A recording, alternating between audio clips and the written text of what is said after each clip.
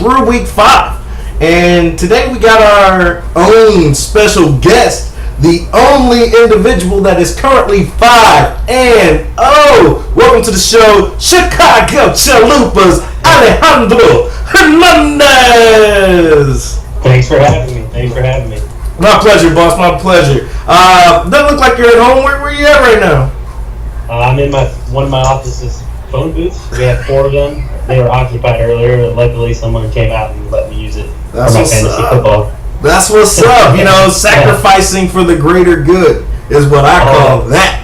So let me just go by saying that your 5-0 run is an incredible one. Granted, I do believe you should have lost last week. It was your worst performance. However, you played a guy that had a shittier performance.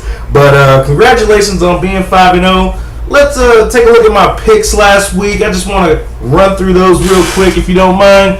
I had me versus Bull City. I mean, that was a kind of rough stretch for me. I mean, I started Ryan Tannehill of all people, and that man got me negative 2 points. So, I just figured that he could probably do something against the Titans, and in the wake of the fucking hurricane and all that shit, they'd be excited. They would be throwing the ball down the field. Wrong. But like I said last week, I could have started TJ Yeldon, and he was on a bye week and still won this game, and that's kind of how that went down. We had Don't Touch Me there versus DDD. Your own brother took that victory. Are you a little nervous about Don't Touch Me there?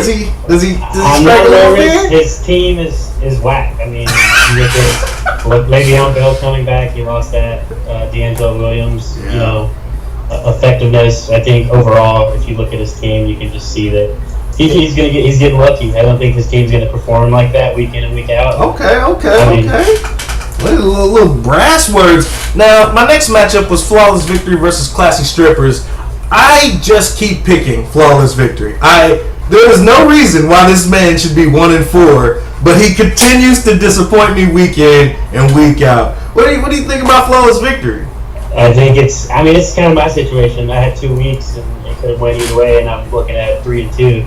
So week in and week out, you have to just believe in the matchups. You use your own strategy because again, I get like 2 and 3, I can be 3-2, and he's 1-4. I'm sure some of those games he'd like to have back or some of those rough starts, but I don't believe in Andrew Luck myself. But I have to. He does. He rides and dies. Gotta ride or die with the man.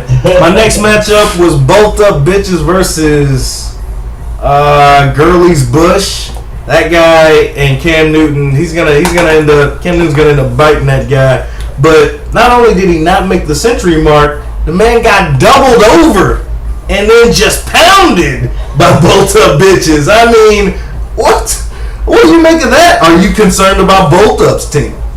I'm not concerned. I do think he has the best team next to mine. Okay. Not in the division, I'm talking in the league. But again, you're going to come to, like either of our teams, you better hope that your team is good to go. You better hope your team, this is a warning to all of you motherfuckers out there. I think I'm playing one of you guys this week. I think I got to put some hush mouth in this bitch. Well, I'm saying, if you better make sure that your bye week players are out of the way, you have no injuries. When you stack that on top of playing a team like Bolt Up Bitches or a team like mine, I think that you're really in a hole. So I think that's kind of what gives the edge to our teams, is that we have solid teams, we have solid depth, and I just don't think anybody else can compete with that, honestly. I look forward to breaking that mantra that you have with your what is it? Yeah, I still don't Central Brothers. I still don't like that ugly motherfucker, but I hear you. Respect where respect is due. And the final matchup this week was Bad to the Bone versus Lazy Pugs. A little minor toilet bowl going on. But Bad to the Bone pulls this out. Lazy Pugs' team just seems old as shit. He's got injuries left and right. I mean, I'm not even concerned. I'm not even going to ask you about either one of those teams. They're beneath you. All right, but let's look at our fantasy dud, and I want you to give me who you think is the most improved from week 1. First of all, give me who do you think is most improved that you didn't think would be here, just from last year to now. I think Don't Touch Me there, honestly. Most improved. I didn't think he was going to pull it out this past week, but he did. The fact that he's still hanging around is kind of annoying, but at the same time, I got to give him props. He is my brother. Yeah. He puts up solid numbers. I think he was like 175-ish, 170 range. That's just solid week in and week out. If you bring that to the table, you're likely to beat anyone. What's the benchmark for victory? If you score this many points, what'll get you the victory? What's that number? I mean, for me, like I've had two. I've had a fucking somebody was calling fucking for my head because I beat him by fucking 0.01 points. I mean, I think it's just going with your gut. I think 150 to 170 is solid. I think you're definitely at a disadvantage if you have more than one fantasy team. So say you have 3 or 4 fantasy teams, then you're playing yourself because you have to think about, okay, well, I don't want to start this guy because I own him in this league, or I don't own him in this league, I'm going against him in that league. And that's the shit that fucks people up, which they don't realize. So people can't really separate themselves. Instead of having 12 to 17 people on their roster, now they've got 60 people on their roster. Exactly. And they can't fucking different fantasy leagues, and they're fucking trying to find. It's about prioritization, man. Like that's all it is. Honestly, I feel you. Fantasy stud. Who do you think got fantasy stud last week? I gotta give it to Fluffy, man. As much as I hate to give it to him, he's dominating his opponents not as much as I am, but he beat my mark of 204. At the end of the day, I'm still 5-0, so I think that should automatically make me stud regardless of how many 5-0, you're stud, huh? You're stud. I'm gonna go ahead and give you my dud. And it has to be fucking the fantasy, the auto draft king in this bitch. He had a grand opportunity to dethrone you. He is my fantasy dud. There was many a dud opportunities this week, and I have to choose him because he had the chance to he was like Icarus, with his wax wings. He flew too close to the sun, you being you. So that's my dud of the week.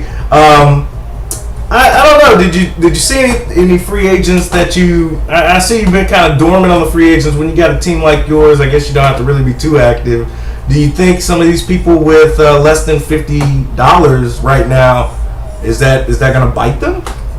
I think it will. I think if you look at the Carolina Panthers situation with Jonathan Stewart going down, he's coming back, but any given Sunday, people can fucking go down. I mean that's a week in week out thing, injuries, and I just hope it doesn't happen to me and that's why I'm not out here shit talking because I know it can happen to me. Well, but if it happens to you, you can go into the free agent pool.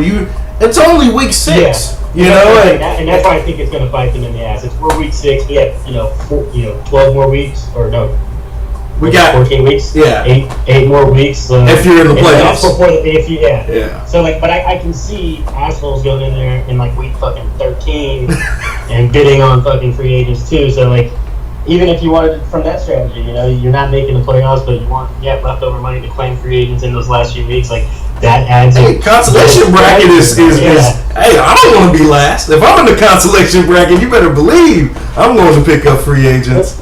Well, and then you look at kind of what happens if somebody gets injured, God forbid, and then they drop them like a very solid player, and say you have that, like in your head, you have that for next year. You're building your keeper team. Maybe you see someone that you feel is valuable, and maybe you pick them up. Maybe so. I mean, I don't have that problem. I got Le'Veon Bell and D-Hop, so I don't have that problem. Man. I think you strategize spending that money, man. You can't just be throwing it on anybody, especially some of the shit I've seen come out the past few weeks. Yeah, some of these new guys are just making it rain. They're just free agents. But let's move on. I know you're busy, man. So I kind of got the picks of the week, and last week I went a good 4-2. Not too bad for myself. I've been doing quite poorly on these picks, so I'm trying to take this a little more serious. So first and foremost, I got both the bitches versus me. To me, this is the game of the week 2.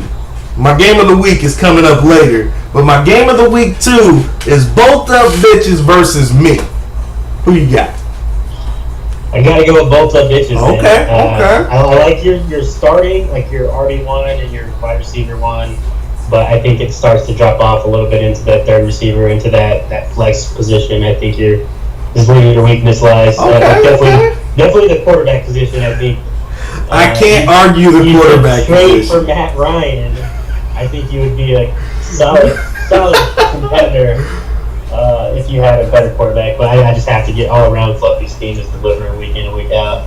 I can't argue that. I mean, I'm trying to rest on my laurels with Le'Veon Bell, and hopefully D-Hop comes back with a good game. But I give it to me because I'm the shit, and I'm going to bust his ass. That's why I give it to me. So, and I'll fucking call it like I want to call it. I hear you. Next up, we got Gurley's Bush versus D. Who are you giving that matchup to? Oh, man. Like, DDD, is this like another toilet bowl, right? Or it's not a grand game. I mean, I don't expect this to be a high flying. Together, they might score 250 points. I think Gurley's Bush. I'm gonna have to take Gurley's Bush. Like I played him. I think he's had some like off weeks, but overall his team is there. They're not performing how they should be performing. Even though DDD's my rival, I gotta give it to DDD. I just don't like the consistency of Gurley's Bush's quarterback play. You know, and who am I to talk about quarterback play, right? I just played a guy that got negative 2.4 points. But I still can't say that Gurley's Bush's team is anywhere where he wanted it to be at week 1. I'm giving this to DDD. I'm hoping Gurley's Bush wins, but I'm trying to win these picks. Right now, we are definitely on two sides of the fence when it comes to our picks.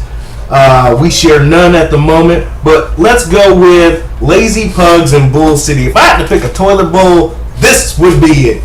So, who do you think has the advantage in this Bull City Lazy Pugs match? I'm going Bull City. Yeah. This is our one agreement here. I don't know. He's got more Q's than the fucking alphabet soup in this bitch. And that's true. There's not a lot of Q's in alphabet soup. So, there's so many questionable people on Lazy Pugs' roster. I don't even know if half those people are going to play. I really don't. Yeah. So, Bull City, I'm giving them the victory. We got Flawless Victory versus Bet to the Bone. New Jeffrey White. I like Jeffrey White's moxie. I like what he's coming to the league. He's not going to fall to the bottom of the barrel. Who do you have Flawless Victory, Bet to the Bone? I'm going to have to roll my boy T-Bone, man. Ooh! Get over here! Flawless Victory, baby. Flawless Victory he's performed in this league. He has a team. Those wins and losses can easily have been either way, but I think he has the people to be there. They're just not performing week in and week out. Very consistent. I picked him. I'd say out of these 5 weeks, I must have picked him at least 4 times. And Andrew Luck, you're either gonna live by the sword or die by it. And if that guy's a good week, watch out. He might score 200. Well, he's playing the Texans, so. Oh, God, that is a true statement. And I have their defense. There is no J.J. Watt to stop Andrew Luck. If this is their chance to win, it would be this week. I mean, they've been allowing a shit ton of points the past 3 games, so, I wouldn't doubt. Sam Bradford and Thielen. I picked up Thielen because he looked so good against the fucking Texans.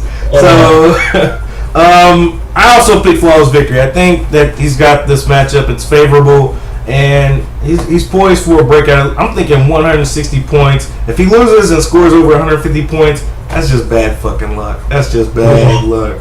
No pun intended for Andrew. We got Don't Touch Me there versus A Storm Is Brewing. We got the Auto Draft King. Failed to take you out last week. Do you think he has a chance against your brother? His players are there. I think Don't Touch Me There's team is a bad week waiting to happen. Once he gets that first loss, I think he's just done. It's gonna snowball, huh? Yeah, but I just don't think that week is this week. I think Don't Touch Me There takes it. All right, I also have Don't Touch Me There winning that. So late stages, we both picked those last 3 games. We're in agreement. I have a feeling we might not be in agreement for the game of the week. We got Chicago Chalupas versus Classy Strippers. Now, I'm going to go ahead and let you know. I'm going to give you a chance to defend yourself with the rebuttal. But I'm going to say Classy Strippers.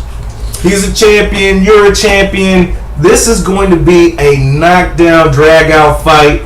But I've got to give it to Classy Strippers. His team isn't super sexy, but it's super solid. and I can't have any more undefeated teams in here, especially if I got 2 losses. Go ahead, rebuttal. I mean, his receivers are solid. I mean, Larry Fitzgerald's old as shit, and it's week to week he's not consistent. I mean, who are they playing this week? Seattle or? I think. I don't San Francisco? I think it's San Francisco. I'm not even concerned because I have fucking Antonio Brown, Aaron Rodgers. Jamal Charles is coming back. Maybe he sees some more touches. You know, I can see some catches out of the backfield for that guy. And I think I have it. You know, like I just don't think Classy Stripper. Yeah, he's a champion from when 2001. Fucking no, he ain't relevant no more. He ain't been playoffs since when. I got this shit. He hasn't made the playoffs in quite a bit. But to his disadvantage, he had to play me twice a year for the past 2 or 3 years. So did I. Not twice a year. I was in your division. Yeah, he played me twice. So, and I was for that last spot. That's true. Hey, all you gotta do is get in. It's not how you get there. It's about what you do when you get there and finish. So. Yep. Well, that's pretty much it. I mean, is there any? There's a poll I put up. The West, I think. Is it the West? They're the worst division. No, that's y'all. No, y'all are Central. I'm East. So the West is obviously the worst division in the league.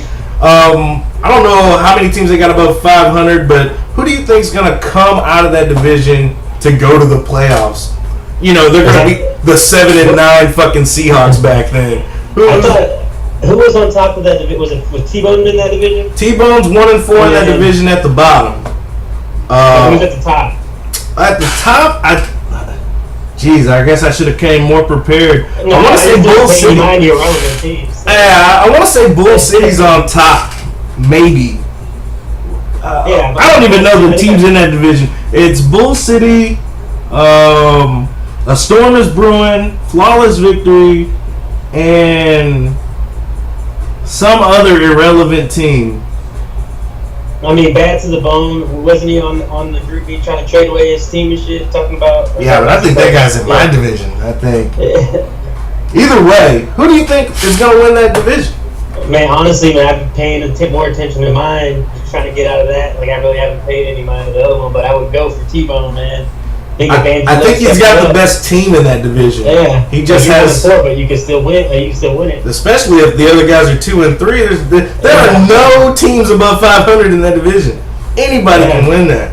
I'm giving it the Flawless Victory as well. When I made that poll, I just wanted to let those guys know not to give up. You know that division is ripe for the taking. Will you get a wild card? Fuck no. But you can win that division. You can win that division. Wild card's going to be interesting. I think that's going to be very interesting. I think it's going to come from the Central Division, but at the same time, who knows what happens? No, it's still early. I mean, we're almost halfway through the season, regular season. I really think that it's going to come from the Central Division. That's why I lost the Lazy Pugs. Oh, and I feel I'm finna take a shower just because I said that. But if he continues to lose, I don't really have any worries. I just want to beat everybody in my division from here on out. Man, I know you're busy. It's a work day for you. Me, probably going to go beat off and wait till Yoshi gets home for round 2. And then, get on some Paragon later and maybe we can dominate that shit. That sounds like a plan, man. All right, bro. I'm going to holler at you. Thanks for being on the show. And I hope you lose. I'm just saying that off top. Well, we'll see. All right, boss. All right, man. Have a good one.